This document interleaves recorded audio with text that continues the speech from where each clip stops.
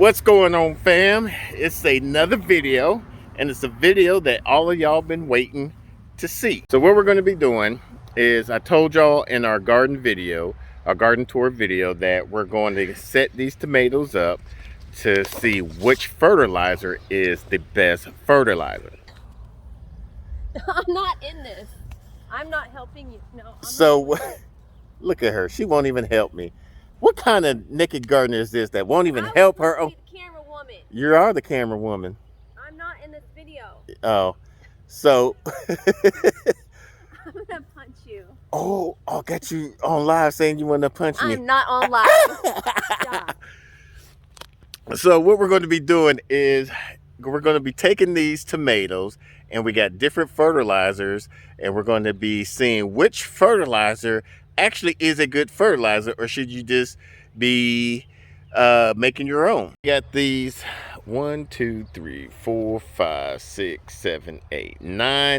So we're not sponsored by Espoma, and Espoma didn't send any of these or any of these other products, but we just went to the big box stores and grabbed some tomato tone, some holly tone, some Home Depot organics all-purpose plant food, some Dr. Earth all-natural purpose fertilizer, some plant tone, some garden tone, and a special fertilizer that's not even out on the market is by Redmond Real Salt.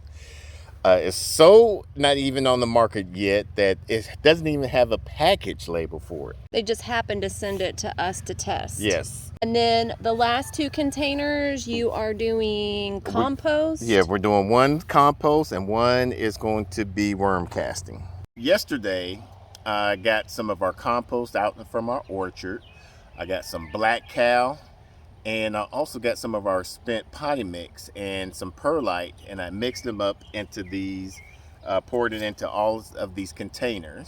And I watered it down. I gave it a good, nice soak because it was extremely hot yesterday. And I almost transplanted these tomatoes, but it was so hot, I didn't want to stress them out as much since I knew that today was going to be a lot cooler and more of an overcast. So we planted this, way back when.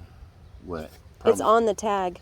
Oh, is it? Always write it on the tag. So back in February, and I was kind of worried about it, but the roots seems kind of healthy. I'm not going to, I'll tease the roots just a little bit. And let's go ahead. And this is the tomato tone.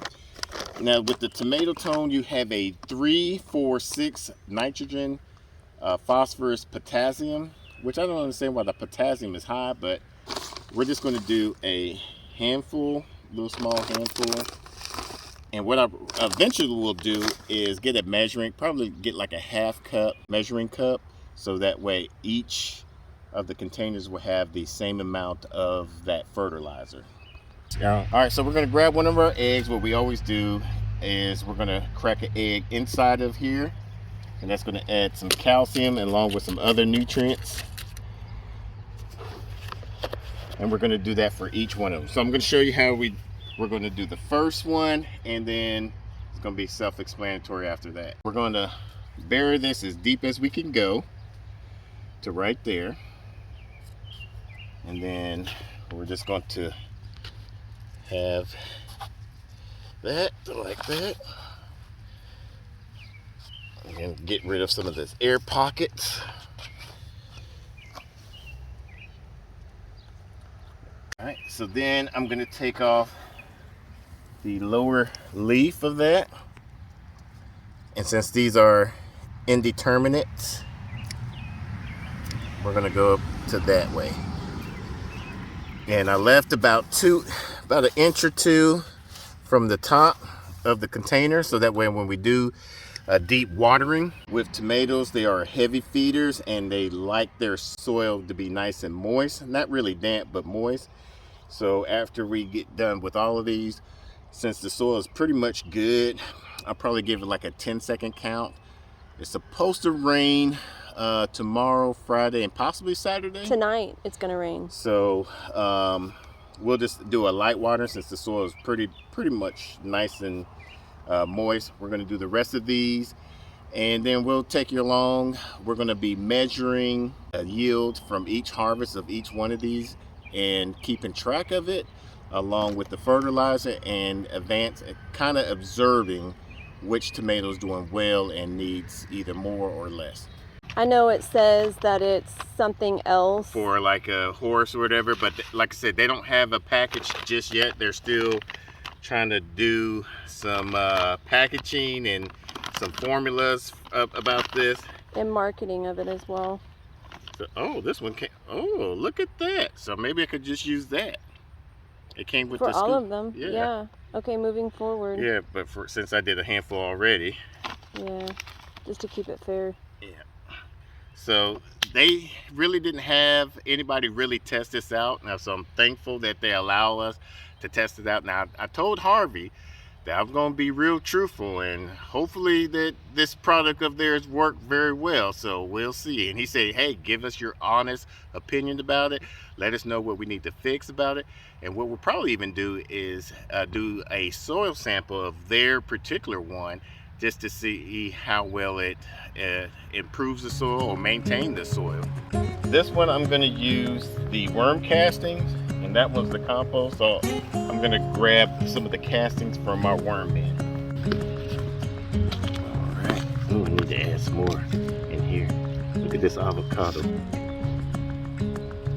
That's something, you know, you got some good. Oh, got some ants. So, I've been having an ant problem. there we go. We'll use that right there. And how much? So just about that amount into it. Yeah. Actually, I'll just take. I think a handful is what's fair, right? Yeah, right there. Okay. And I'll put the rest. Yeah, my calendulas. Look at this tomatillo. They're trying to grow everywhere this season. There's the compost. We have tomatillo growing over here too. Mm-hmm. Right there. Yeah. So we're gonna just Grab a handful. Yeah. Ooh, it's nice and warm. What does the temp say? A little over 100. How's it smell? Smell it. Okay. Just smell it. It smells like coffee. It does, because that did have quite a bit of the grounds in it. Thanks to Starbucks. They always give you some grounds when you ask. All right. So now we plant. And when you bury tomato plant, it's good with these is once the stem touches soil, it starts to root. So if you lay this down and all of this is touching soil, you'll start getting vines, roots off of this stem right here. That's why tomatoes are great for beginners, gardeners, because it's very hard to, it's more of a pest issue, but that you have to worry about. But as far as growing it, it's a very easy plant. I'm super curious about any pest issues comparatively with the fertilizers. If your soil is real nice and healthy, then it will keep your plants nice and healthy. However, if your soil is not where it needs to be, it will stress the plant out. Your plant will send a stress signal as like a pheromone, which will attract a particular insect. It's like this will, if once it gets stressed, it will send out pheromones that will attract maybe aphids, hornworms, caterpillars, things of that nature. And when you bury your tomatoes like this, with the roots being even deeper, is going to create a better foundation for your tomatoes. That's why it's always good to start these from seeds and just bury them as deep as you can. So now all we have to do is just water these in.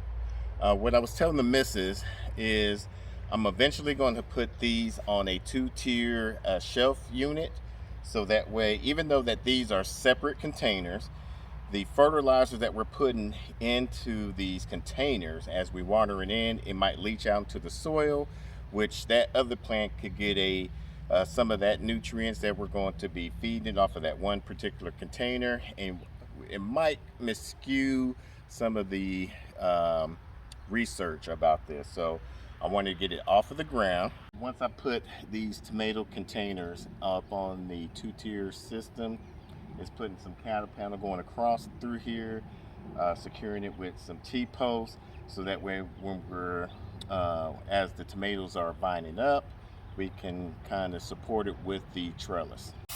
Now, when you're transplanting, you always want to make sure that your plants that you transplanted are moist and stay moist for at least the first 7 days. So you're going to have to water them for about 10 to 20 seconds. Depending on how hot it is, you're going to have to just basically do the finger test method, check to see how wet and moist the soil is, and just water it accordingly. When you're transplanting your plant, make sure you're not doing the peak hotness of the day, because you're going to stress your plant out. So it's best to do it when the about around an hour before sunset, so that way it kind of helps the plant cope with where it's going to be planted at.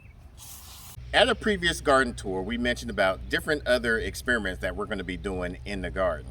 This is just one of them, and we're interested in knowing what experiment that you're currently doing in the garden right now. Comment down below and let us know. Now, we've been getting some great reviews on our potting mix that we normally do most of our container garden in.